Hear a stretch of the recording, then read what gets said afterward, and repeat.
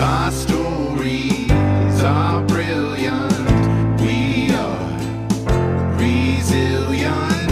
Our stories are brilliant. We are resilient.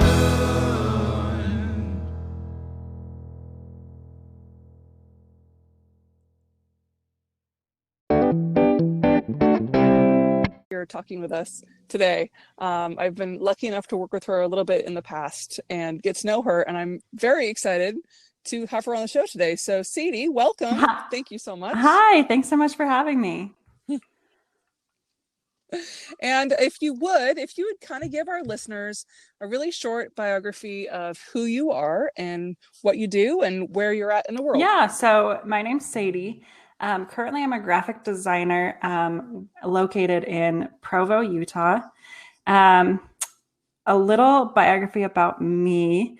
I'm pretty young. I'm only 25, and I currently don't have a graphic design degree, but I have a graphic design business that is thriving. So it's still up in the air whether I'm going to go back to school to get that degree or just continue going forward with that. I absolutely love Disney. And I've been to Disneyland once a year at least for the past 10 years. So hopefully we can go this year. We're trying to feel it out and see what is going to happen. They just announced they're opening on July, I think 17th, but we're just waiting to see what happens in the fall and what's going on. But it would be really sad if I had to end that streak. Yeah. Okay. So is there a debate Disneyland versus Disney World? So I've only been to Disney World once. I like Disneyland better because it's a lot more compact. So instead of oh, this ride is in a whole different park, it's oh, this ride is just a couple of blocks away and distance wise. And then if it is in another park, it's literally across the street, it's not a far walk. Disney World is really frustrating to me because everything is so spread out. And I also don't in Disney World, you have to plan your whole day 90 days out. Now I think they're not doing that, but at least when I went, you have to plan out which fast passes you want to get that day 90 days in advance, and you have to plan out what reservations you want to get at what restaurant 90 days in advance. And it's just really frustrating because you can't just do things spur of the moment. So I like Disneyland better personally for the convenience of it all. But it's hard because Disney World has a lot of really amazing shows that I love. So it's up in the air because it's Disney World is probably a better value, but Disneyland is so much more convenient. It's so fun. So do you have a favorite ride and a favorite snack that you get when you're at Disneyland? We love the Matterhorn. My husband's a huge Disney fan too. So that's something we bonded over really early in our relationship. So we absolutely love the Matterhorn. And then our favorite thing to eat there is the Monte Cristo at New Orleans Cafe. Oh my gosh. That was the best sandwich I've ever had in my life. It was so good.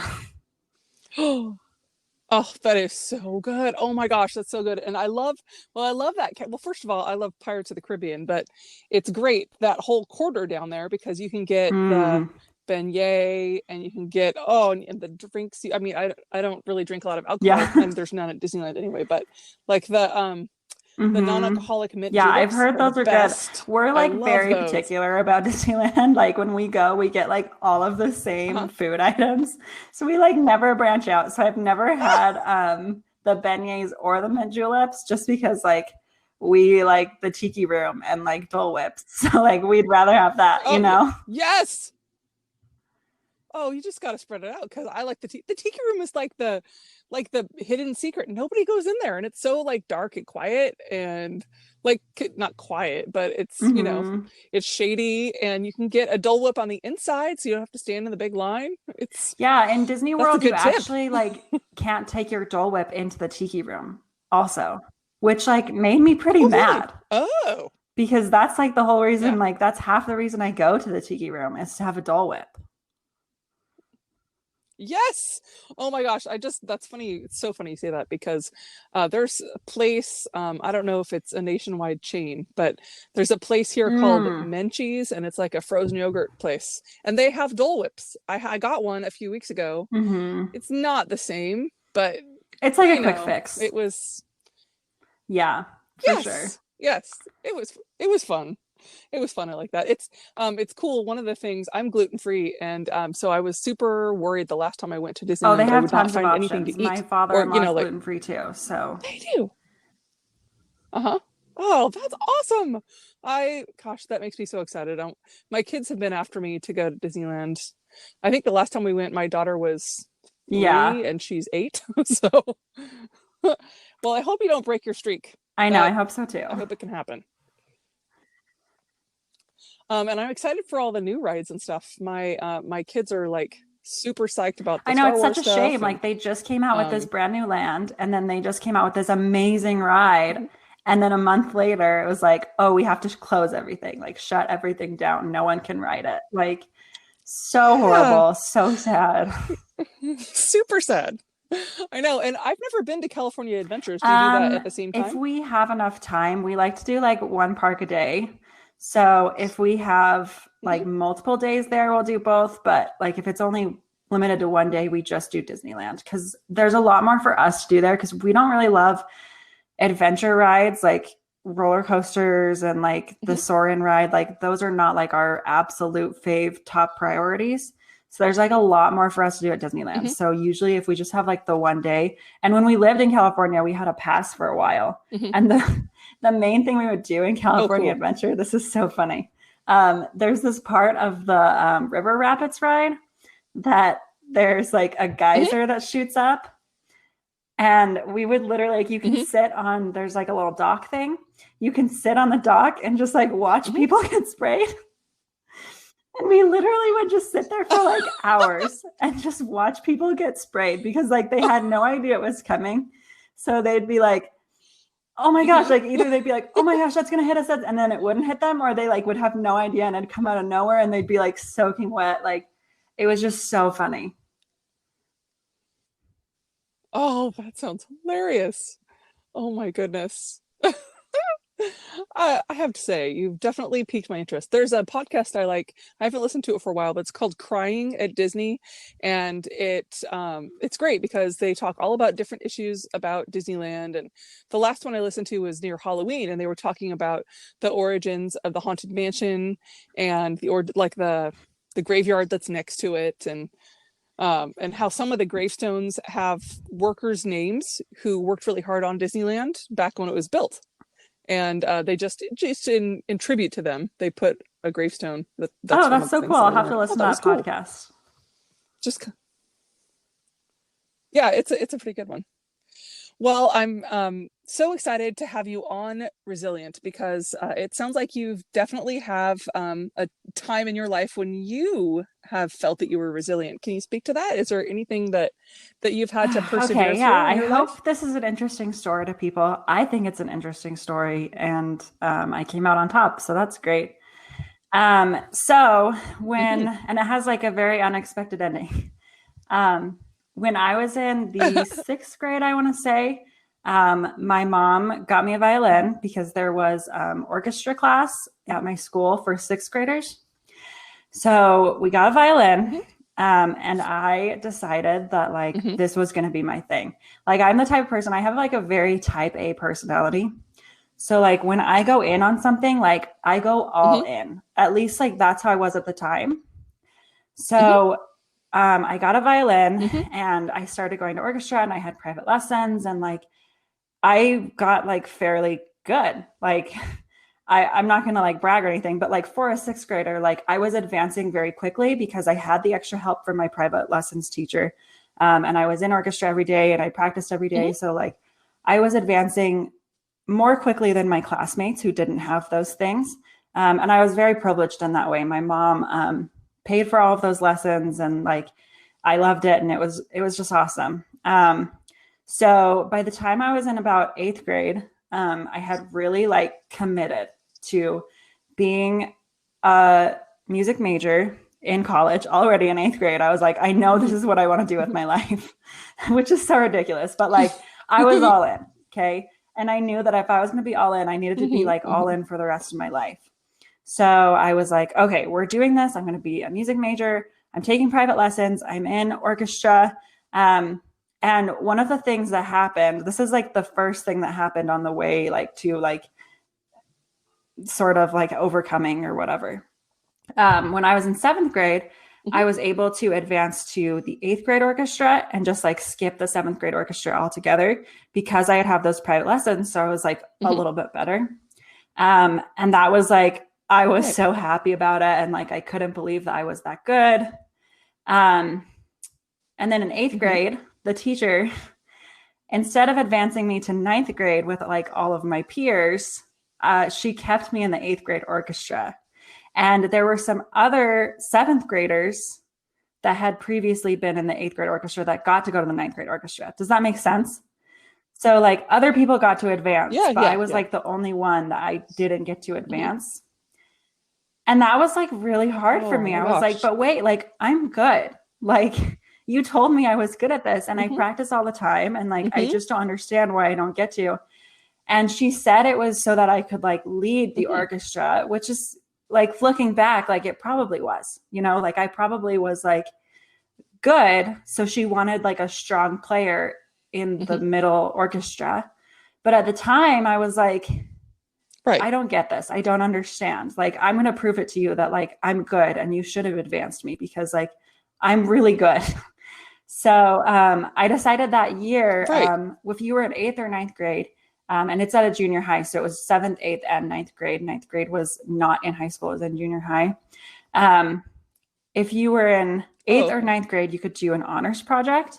And music was one of them. So I was like, okay, like I'm doing this. I'm dedicating my life to this.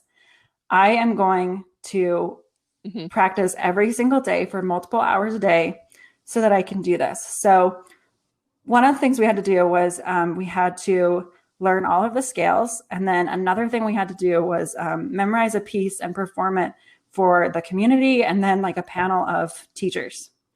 So because I had like a little bit of a riff with the actual orchestra teacher, there was a history teacher that played the violin for the Mormon Tabernacle Choir. She was in like the orchestra at Temple Square.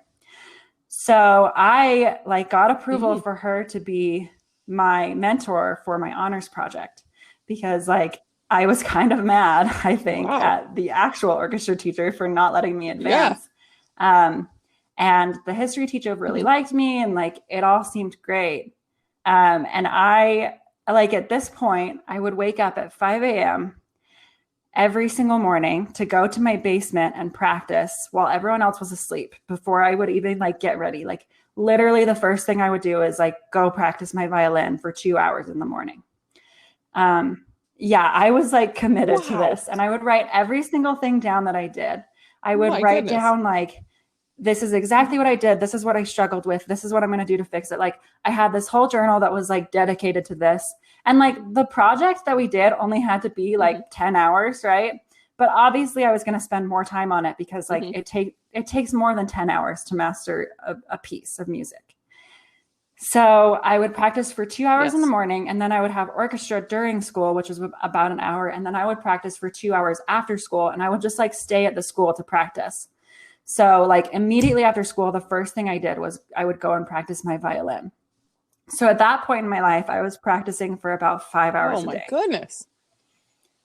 Yeah, it was crazy. And all of my friends were like I would tell my friends like, okay, like I have to go practice. So like, if you want to hang out with me, like that's fine, but you just have to listen to me practice because this is what I have to do. And it would get to the point where like my family would come over for like Sunday dinner, like my older brothers who were, my older brother that was married and out of the house. And like, they would want to hang out with me. And I was like, no, like I can't, I really have to practice right now. Like I was sacrificing a lot of things for my violin. So anyway, back to the history teacher. So one of the things that we had to do as part of the project was meet with the mentor on like a specific day. So me being an 8th grader didn't think like, oh, I should probably like double check this with the teacher just to see like and make sure she's planning on this, right? So I just like showed up in her classroom without like double checking, like, hey, is this the day we're still meeting? And she got so upset. Like, I don't know what was going on with her life, but she like got very upset with me and was like, you didn't schedule this. You shouldn't be here. Like, this is not what we had planned. Like, it was just like, I don't know what was wrong. But that was like really hard for me because I was just in 8th grade, right? Like, oh my gosh. Right. Yeah. Right. It sounds like it was way out of proportion. It was, and it wasn't even like a wrong date. It was on the schedule. Like it said on the piece of paper I had given her at the beginning of the year. Really? This is the date that we're going to meet. So it was so weird. Like super this teacher, like, but looking back, like she was just like a little bit crazy. There was an experience we had with her outside of this, just in the history class, where we had to do like current events. So like if you were assigned to do a current event that week, you could go and like present in front of the class for like extra credit. And one time this kid in the class went up and he said, so I have a story, a current event about teachers being on Facebook during class. And one of the things you had to do when you presented it was like relate it to a real world scenario. So the kid said, this is so bad. He was like, and this relates to us because you do this all the time. And she flipped out. Like, oh my gosh. Like just like started screaming at us and like, you think I do this all the time? You don't appreciate, like, it was so bad. So bad. Anyway, so I had practiced the piece and for 5 hours, I was playing for 5 hours a day. I was probably practicing for 4 to 5 hours on the piece every single day. And at the end of the year, when it came time to present to the like panel of teachers that were on like the music board, I got like halfway through the piece and like choked. Like, I don't know what happened. Like, I just forgot a line and like totally messed up. And like, it just was not fun. So I got through it. I eventually got back on track in the piece and like my mom was there, which was really good. And so like afterward, my mom was like, let's just go shopping. Like, it's going to be fine. But we saw the teacher afterward that was my mentor. And I guess she was still like harboring some like bad feelings for me. I don't know. But like, instead of her saying, hey, I know that was really hard. And like, I'm really proud of you. Right. She didn't say that at all. What she said, she came to me and she was like, I knew you weren't ready to perform that piece. I know, right? And you're going to get your plaque to prove that you did the honors project. So don't worry about it. It was horrible. Like, I could not believe she said that. Well, who says that to an 8th grader? That just like did this really scary thing. I know that people have other things in their lives, but that it was so really not okay. Really heartbreaking. Poor you. So then like when I went to perform the piece at my recital, so I was the only soloist of the whole recital. So the recital was supposed to be like a group recital, but my teacher, my private lessons teacher, she said that I could perform it for part of my project because like I had to do it. So I might as well just do it at the recital she was already having. So I performed it perfectly. And the teacher wasn't there, right? Like this teacher did not even like go out of her way to be there. Okay. So like I performed it absolutely perfectly. Like she had no idea. Like it was like probably the best I'd ever played it. So like, that's like what kind of stings is like, why couldn't I have just like performed it perfectly like both times? But anyway, that was like, of course, a little bit heartbreaking to hear the teacher say that. And I think that kind of like stuck with me. Because when I did get to high school, I didn't necessarily take like a lot of steps back from the violin, but like I was getting to a point where I was getting just a little bit burnt out. Because like at that point, like I was still trying to practice for like at least 2 to 3 hours a day. Plus I was in high school. So like the workload was a lot more. And like it Right. just was getting to be like a lot. And I was in the high school fiddle band. So Mm-hmm. I practiced for 2 hours a day. I was in the Ooh, fiddle fun. band. I was in orchestra every other day for an hour and a half. So like I was still playing for like Wow. probably like 4 to 6-ish hours a day, which is a lot. Mhm. So Yeah. Yeah. then my junior year of high school, I was in the top orchestra for our school, um, which was really cool for a junior. Mm-hmm. Like I was really proud of that. But at that point, I was still Mm-hmm. practicing 2 to 2-ish hours a day. I was in the fiddle band. I was in the highest orchestra, so the music was harder. I still had my private lessons material I had to practice. And then on top of all of that, if you're in the Mm-hmm. highest orchestra, it's called the chamber orchestra, you have to be a part of the musical. So Mm-hmm. just by default, everyone that's in the chamber Oh. orchestra is also in the musical playing in the pit. Right. So Oh, I know, wow. right? Like on Because you top of have so much everything time else. for that. So at that point, I was probably Whoa. playing for 6 hours. Like no doubt in my mind, it was like 6 hours a day at least, right? And we would during Oh. the actual Oh musical, my gosh, like that's thankfully my intense. teacher was like, we're gonna do study hall because I know it's a lot. Like, just do homework. We're not gonna play, right? Mm-hmm. But like it just got to be so much for me. And I'm like a very uptight person. So like if I am stressed out, Mm-hmm. it's hard for me to relax. Like I'm very tight in my body and the way I hold myself. Mm-hmm. And that was coming through as I was playing Mm-hmm. violin. So it was really hard because Oh. I would have pain after playing for like 20 minutes. And the pain was so intense that I was like, I just don't want to do this anymore. You know, like if this is physically hurting me, and like I Right. know it's going to be much worse in college if I do decide to go down this path. Like it's going to get worse in college, right? Yeah. And I went to my orchestra teacher, which is Yeah. not the same one Yeah. from junior high, thankfully. And like I really liked the orchestra teacher from junior high. She Oh, was that's really good. nice, but like I always will remember how she Mm-hmm. held me back.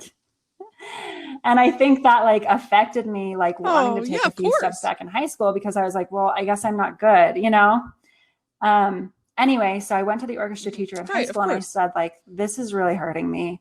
I don't know what to do. Like, help, pretty much. And he was like so understanding. He said, Right. you don't have to come to fiddle band. And that was like an extra thing anyway. So he said, here's what you're going to do. You're going to drop this. We're going to find someone to cover you for Mm-hmm. the musicals, the remainder musical performances that we have. Because it was like an every other type situation. So I didn't have to play every time, but like every other. And then Right. we're going to switch you to an internship at the junior high with me, because he worked at a different junior high I didn't go to. So I switched from chamber orchestra to an internship with him for like half a semester.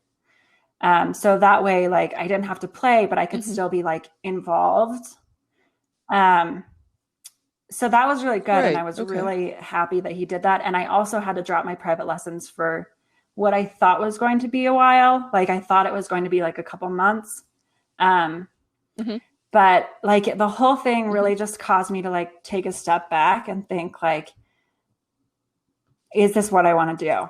You know, and I had that experience in junior high that was not great. Right. And I had that teacher that like really didn't believe in me and really got mad a couple of times at me. So I just sort of had to say like, is this it? You know? And this is where it like takes a surprising turn, because like, oh my gosh, most people want to hear the end of the story of like, and I pushed through it and now I got a music major and blah, blah, blah, you know? But like, that's not what happened. And like, I'm proud of it. Even though I didn't do the thing everyone wants you to do, I'm still really proud of myself. Cause like, it was really hard. I loved it. I loved playing the violin. I loved it so much. I did it for like 6 hours a day, or at least I would try to. so I took a step back. I Mhm. took like a couple months off.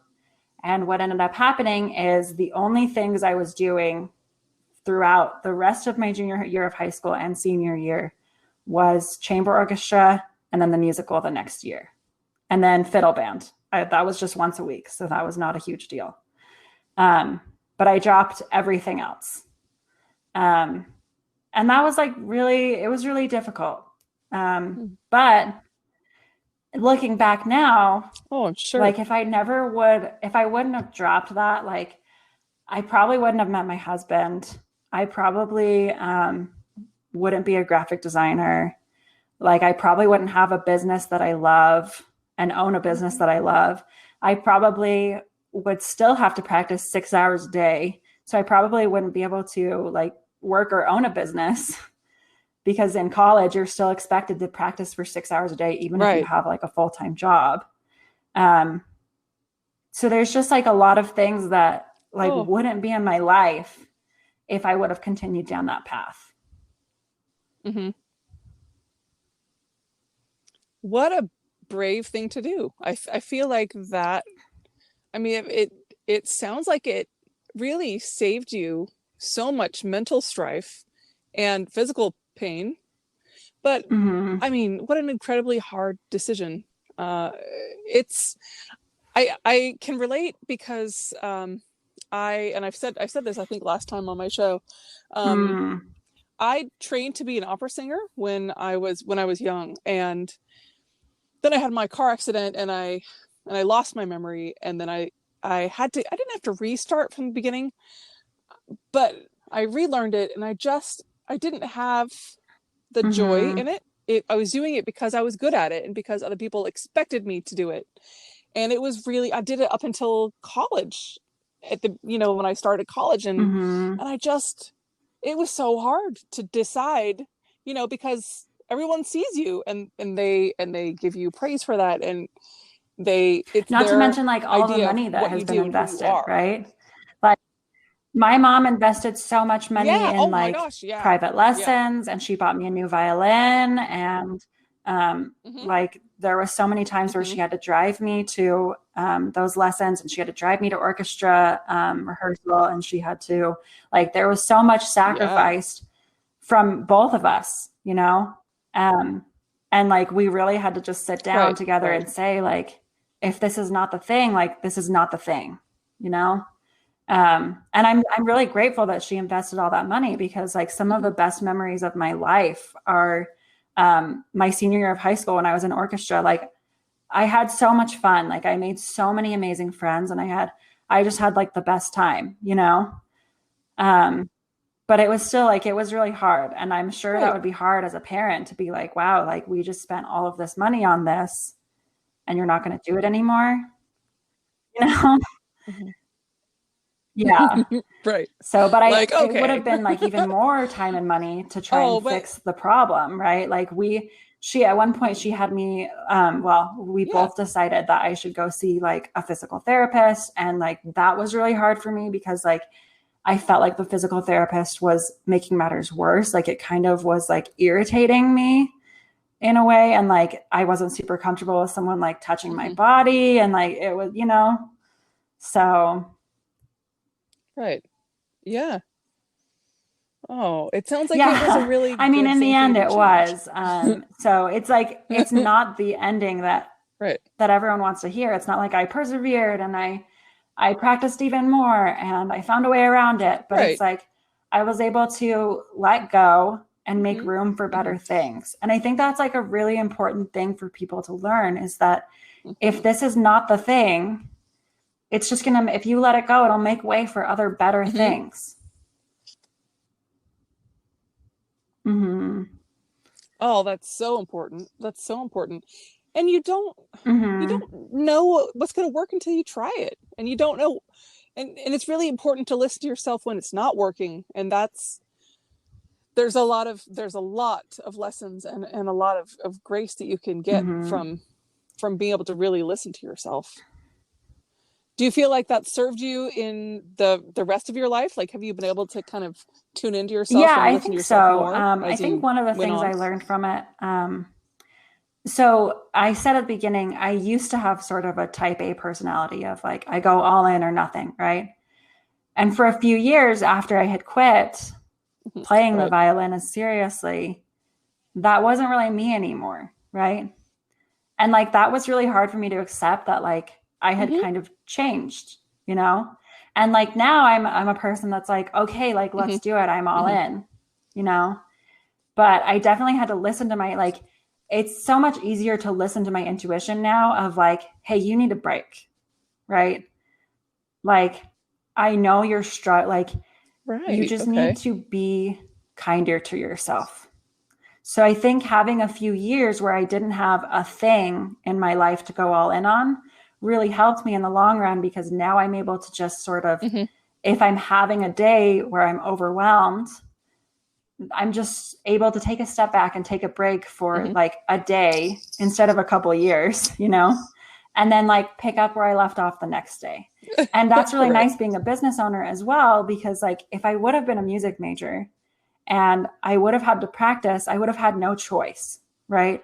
If you're sitting in an orchestra rehearsal, you don't get to Hmm. just like Right. take a break, right? Like the director is not going to be okay with that. Hmm.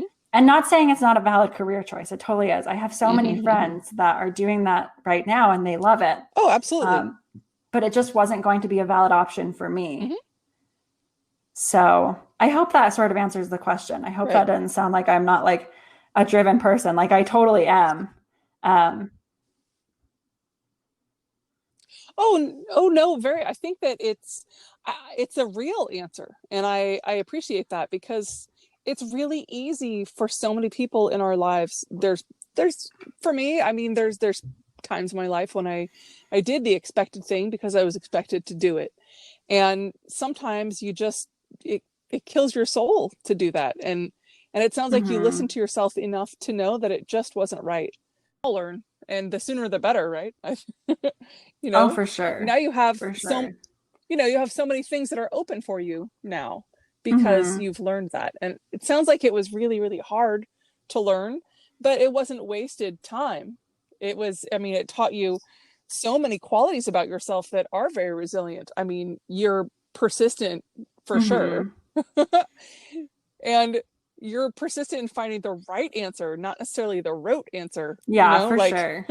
And that's definitely something I else you think can that's learn is like your destiny is not like pre-written, right? Like if you've invested mhm, hundreds of hours in a thing that you really want to do, and then you decide, mhm, okay, like I don't think this is it anymore, and you feel like you've been settling, it's okay to move on. mhm, Even if you love it, mhm. right? I love playing the violin. Right. I still would Mhm, love it if I still did it.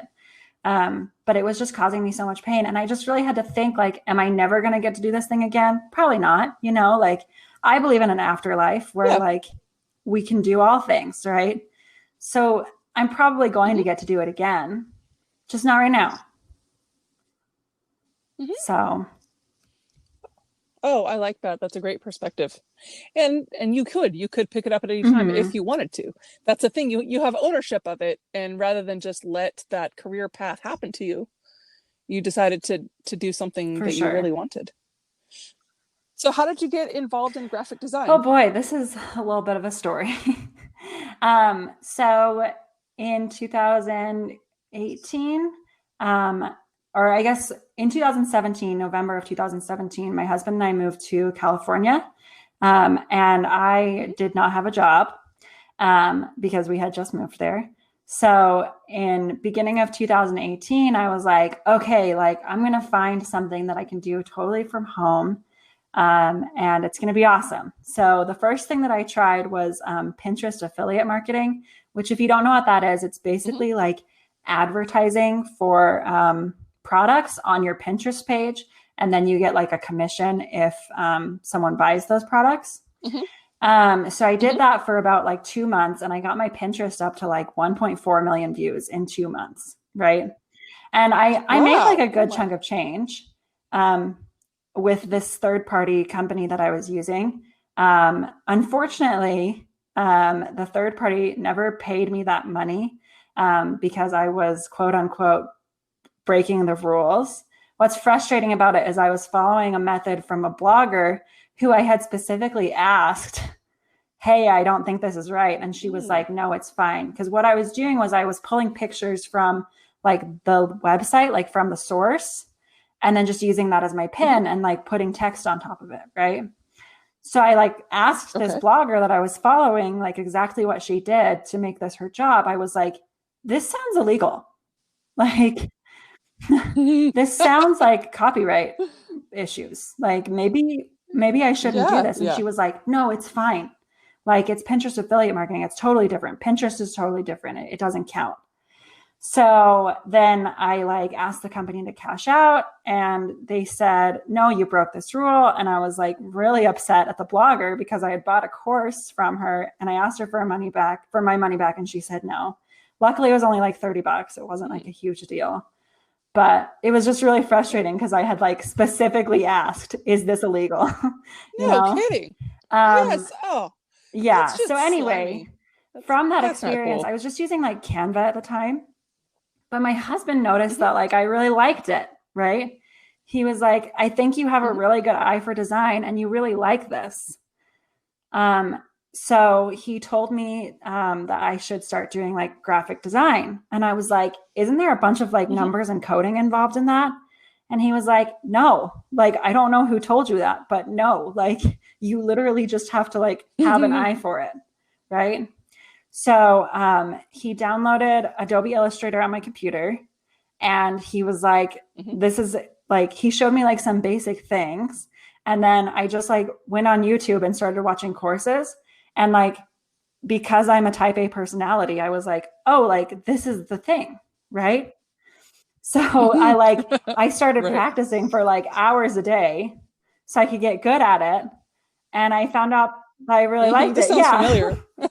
Right? Like it's the same thing. Like this is just who I am. Like when I find something that I really love, I'm like, oh my gosh, like this is what I'm going to do. Like this is going to be awesome. So yeah, I just started practicing a lot. And then I started an Etsy shop where I put up like some printables, which like didn't really take off, but like it was fun. And like, I enjoyed it. And then, yeah, I just like started thinking like I have a talent in this, right? So I should probably start a business bigger than just like a little Etsy shop because like printables are not going to pay the bills. So at the beginning of this year, I decided to like get really serious about designing. So I started designing for brands and sort of looking into how you can translate like a brand's mission statement to their personal style. And like, I just kind of have like an intuitive eye for it. So yeah, that's kind of the story. Like, that's another thing too, is like that really like crappy experience of not getting paid by this company actually turned out to be like one of the best things that ever happened to me, because now I have like a really thriving business and I'm able to do what I love from home, you know? Well, I mean, you kept trying. You kept trying and you were trying to find the right thing. And it's funny, isn't it? How, like, it just, I mean, I don't know that I've ever met anyone who does exactly what they set out to do and is happy about it, right? Like, I feel like you have to really work to find it, to be happy with it, right? Like, I don't know, but for me anyway. So it sounds like you have a pretty strong support system with your family and your husband. For sure. Would you say that? Yeah. Now, do you think that asking for support from them is easy or hard?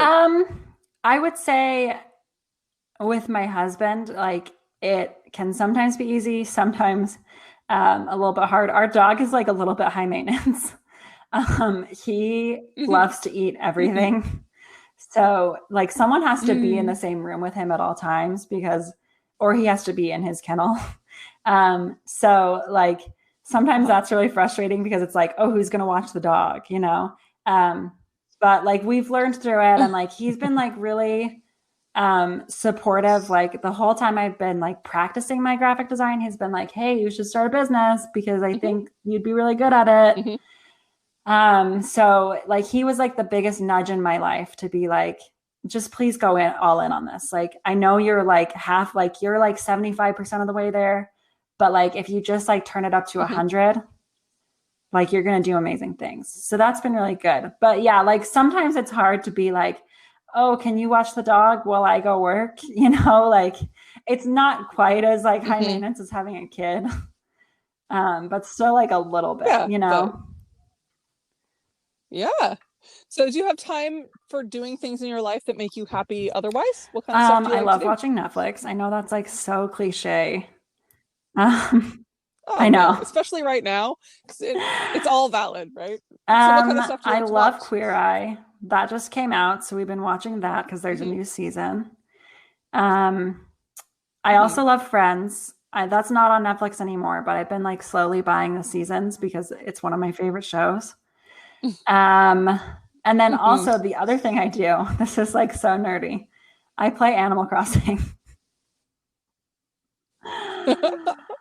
No, I think it's super cute. I like it. I haven't gotten into it just because I recently upgraded to having a Oh good yeah, phone. yeah. So like I mean I had a smartphone. My iPhone was like Mm, an iPhone 5, so so finally I have a good one. I just yeah, haven't put it on there yet. it's really addicting. So Oh, yeah, that's funny. But whatever works for yeah. you, I think that's a great thing. So do you think that even though you said you are a former type A personality, do you tend to structure your days in a pretty strict routine, or do you try and kind of actively fly by the seat of your pants? Which I way do try you to roll? structure it just because like I have so much on my plate with my clients that like I have deadlines to meet. Hmm. So I try to plan it out. Hmm. But like the nice thing about being a business owner is like if I get tired by like 3 o'clock, I could just be like, okay, like I'm done for today, everything done that I wanted to. Like I'm just gonna chill. So that's been super nice. Nice. My dog also keeps the day pretty structured. He's literally like our baby. Like he's like our everything. Um, he keeps the day pretty structured Oh. because he wakes up at like 7 every morning. It used to be 5 when he was a puppy. So like, thank you, Jesus.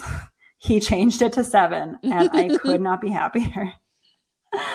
Um, yeah, That's so he helpful. keeps me like pretty in line that way as far as like it's 7, we need to wake up and go for a walk. So that's super nice Hmm. because I'm able to like have a consistent wake up time. So I mean, it really Hmm. depends on the day, but Well, and that's one of the things I imagine being a business owner also. It's easy to think in kind of an abstract way, like, oh yeah, I'd love to be a business owner and own and run my own ship, but you have to mm-hmm. make it happen. So it doesn't just, that's one of the benefits of having, going to a job every day, that's Yeah. outside your house. There's that all that external structure. I have a hard time with that. So that's been interesting for me in quarantine, having to have everyone else in because Yeah. my whole family's home now. So I was like I structured the days for me because I was writing all the time, and Yeah. now it's a little different. So And my yeah, husband has been I just full-time kind of freelance since October. So like we're used to both being uh-huh, at home because I work from home at my day job. That's just like part-time, 3 hours a day, not a big deal. uh-huh, So like we're both uh-huh. really used to being home. So that was really nice when quarantine Hmm. hit because we were just like, okay, like this is pretty regular. Like this is just what we do anyway. Right. Yeah. That's kind of nice. That's helpful. Do you have any other hobbies you like to do? Do you listen to Oh, lots I of music listen to since you don't play podcasts it very much all the anymore? time. Like literally my whole day I'm listening to podcasts because I have like a two-track brain. So talking to Hmm. someone is totally fine. Like if I'm talking to someone having a one-on-one conversation, like I can focus and it's fine. I think I have ADHD. I'm not one of those people that's like self-diagnosed ADHD. Like no, like but I probably have it. I just Right. haven't. It's not like it doesn't affect my life in a way that's like, oh, I can't do anything. But I like have to be Hmm. listening to something while I'm working. Otherwise, like my brain goes off into like a crazy place and like I get bored and like I just have to like entertain myself at all times. So I am constantly listening to podcasts, and I'm always looking for good new Hmm. ones. So like send me all the suggestions. Ooh, so what do you like? What do you recommend? Um, What podcasts are your favorite? there is one that I've been listening to a lot called Committed. It's about relationships and like really cool stories about people that have, it's kind of like your podcast, but like for relationships. It's people that have been through something like pretty difficult and overcome it in their relationship, and it's like made them stronger. Let me think. Let me just pull up my podcast list really fast on my app.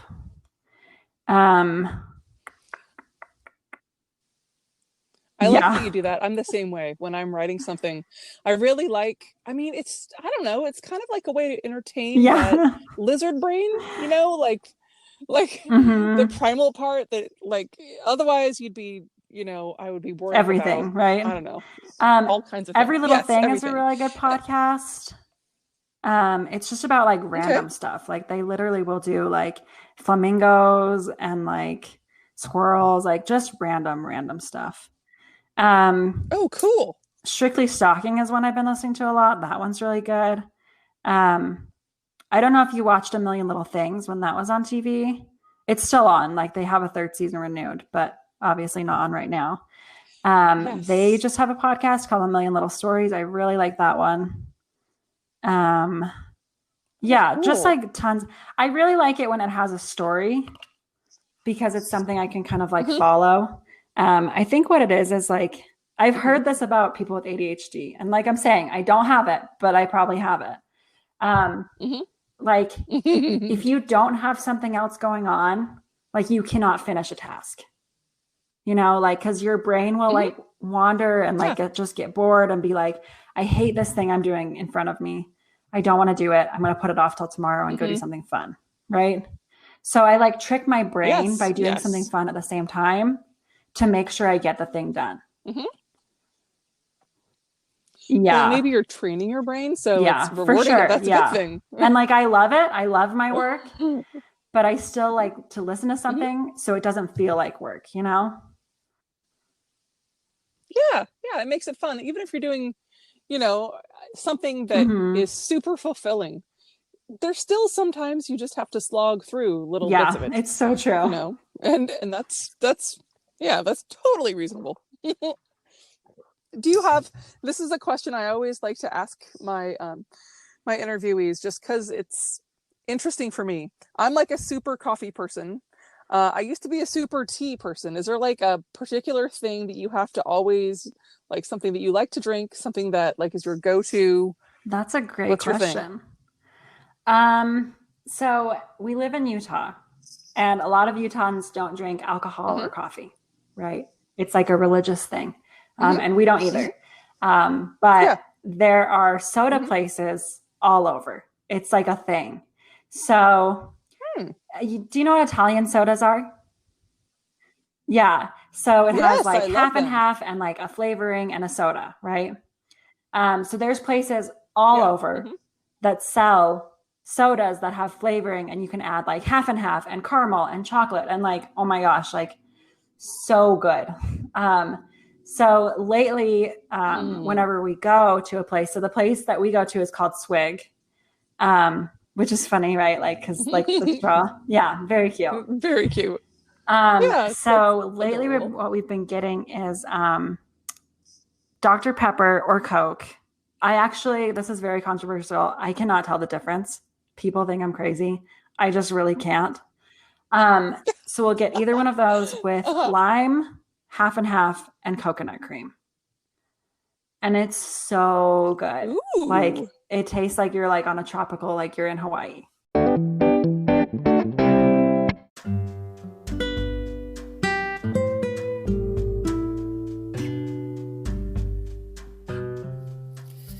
As I record this episode today, it's Juneteenth. So today I thought I would feature my favorite Black American author, living author.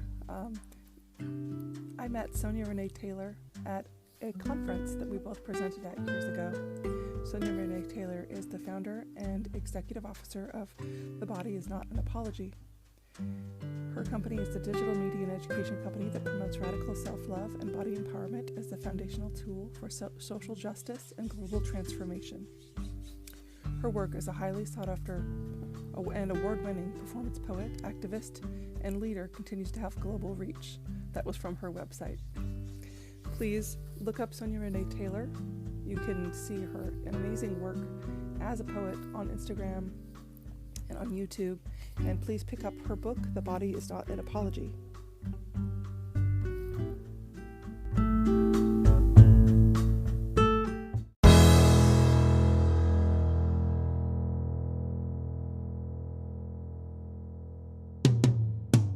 Sometimes we have to start over. Sometimes we have to fight back.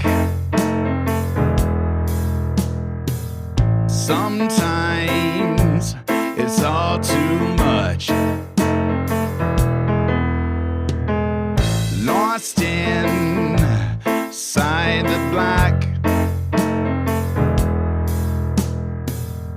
Our stories are brilliant. We are resilient. Our stories are brilliant. We are resilient.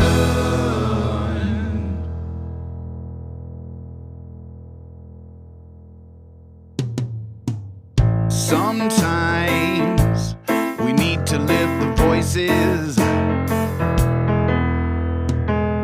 of those who've overcome and expose the ones that made the choices